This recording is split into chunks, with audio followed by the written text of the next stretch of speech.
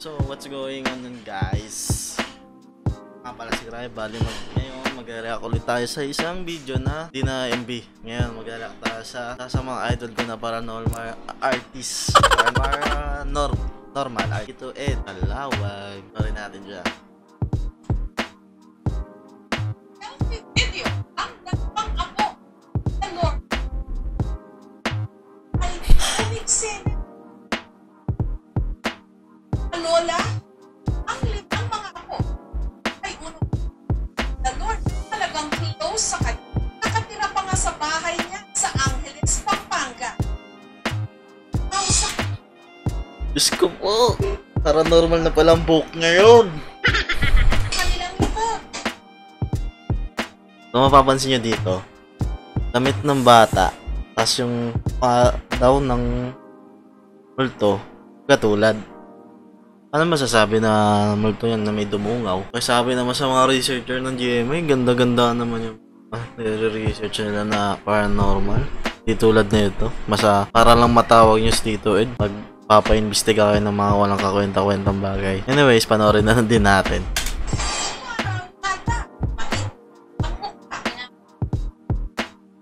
Maitim yung mukha ng bata. I mean, sa may lip, wala namang bata din.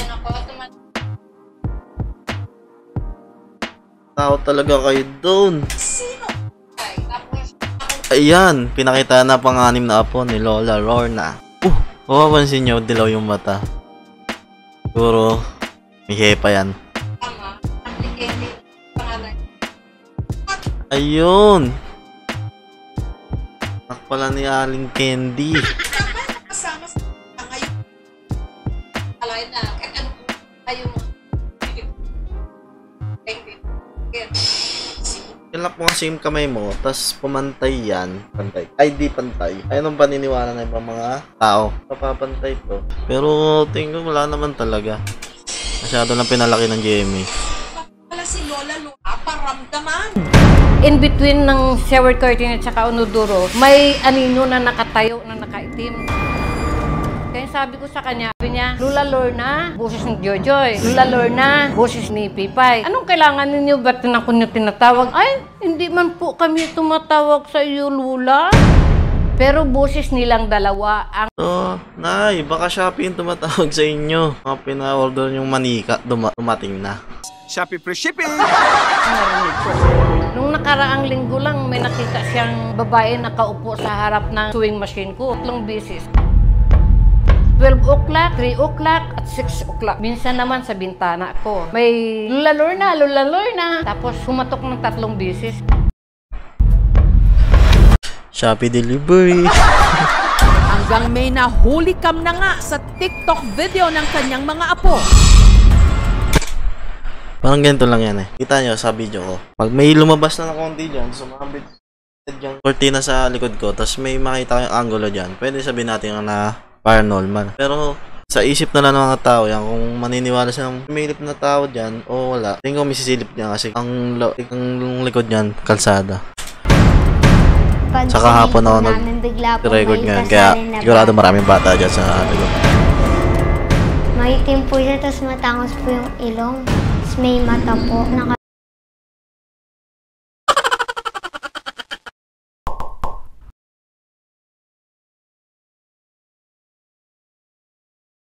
Nasaan yung ilong? Nasaan yung mata? Paki-explain. Nakasilip po dun sa camera. Sumali po sa amin. Doon po sa likod mismo namin. Pinakita tayo, tinawag niya. Kung makikita yung... Ako, Ano Lola, na natin? tingnan mo ito. Ano yan? May tao sa likod ko. Kaya gano'n na lang guys. Hintayin natin yung paliwanag ni Tito Ed. Tabutan naman ako. Kasi dahan-dahan na lumabas ang ito na tatakot naman. Para Makapag Yun, lumabas na si Tito Ed.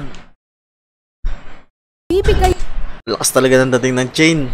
Pang bad boy na bad boy ang datingan. Paranormal artist at may kadenang nakasabit sa pantalon nila.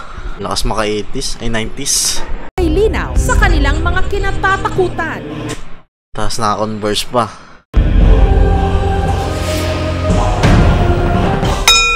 Happy delivery. Hindi ako nagpunta rito para makipag-away. Paranormal researcher na si Ed Calwag. Hindi ako nagpunta rito para makipag-away. Ano kayang sasabihin niya ni Tito Ed? Anong maligno na naman yan? Wow, daming pants. Sa sala kung saan nakuhanan ang TikTok video ni na Irene at Pipa. Parang bata. Dito siya nang galing from here. Tumakbo siya doon. Yunus, ganda ng ano niya. Mas ni Tito Ed. Sinasayad yung baba niya. Puti na anino na pumasok from there. Ay, Diyos ko. Na babae. Meron pong bata na natulog na binabangungot. Tulog na. Ito po. Dalawa lang sila ng nanay sa kwarto. Gagawin niyo mo gagawa ng apo. Kasi dito naman ako, gusto ko lang magkaroon ng communication kung ano man. Yung Oh, ano to? Ba't may buko si Tito Ed dyan? Puro anting-anting niya yan. Yan yung radar niya. Radar. pumasok sa'yo. That means, open yung iyong chakra. Mabigat? Chakra. Saka bang Hokage? Lalo, papalabasin mo yung 7 gate chakra ni Rockley. Bumibigat yung pakaramdam? Siyempre, Tito Ed, mabigat yung kamay mo. Bibigatan ka talaga dyan. Yan eh.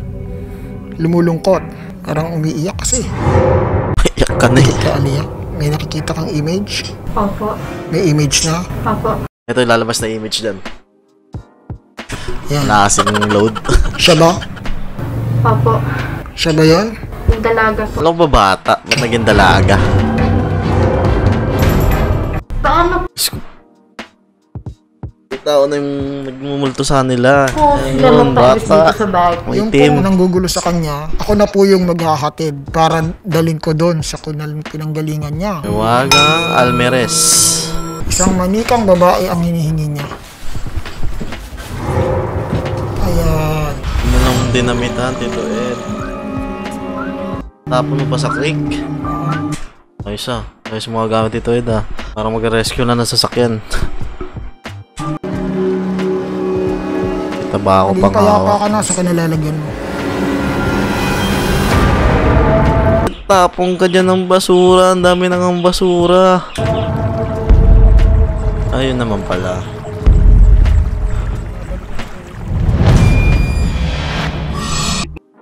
Yun, mapapakinggan natin yung paliwanag ng software engineer na edited ba talaga yung video o hindi. Tingin ko hindi naman.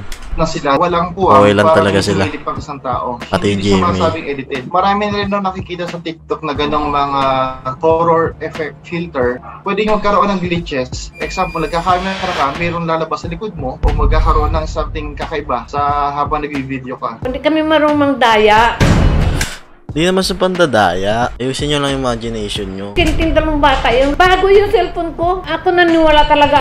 Kahit iPhone 12 ba yan? Kung gano'n naman din ang mga image na lumalabas doon, kaya na nasa utak nyo na yun kung maniniwala yung multo o hindi. Sa dibdib ko. Ikot ko na yung buong bahay. Wala akong naramdaman na pananayo ng balaybo ko. Kaya sana kako, forever na yan, wala na yan. O ibi, Sa iyong kasama. bata. Thank you so much, mga So, yun lang guys. Sa susunod ulit. So, ang masasabi ko sa paranormal na yon, wala. Wala talaga. Susunod, GMA, ayusin nyo na. Hindi ko masasabing pangit yung matawag doon. Pangit yung scoop nyo ngayon. Susunod, gawin nyo naman masyadong realidad. Yung hindi yung may nakita lang na mukhang imahe doon, ipapakanin nyo na agad. Pupuyatin nyo pa yung tao. Tapos tatawagin nyo pa si Tito Ed. Tapos pag nagkamali si Tito Ed, masisisi naman si Tito Ed. Pababash na naman siya. Turn lang. Sa susunod ulit na kabanata, mga bata. Peace!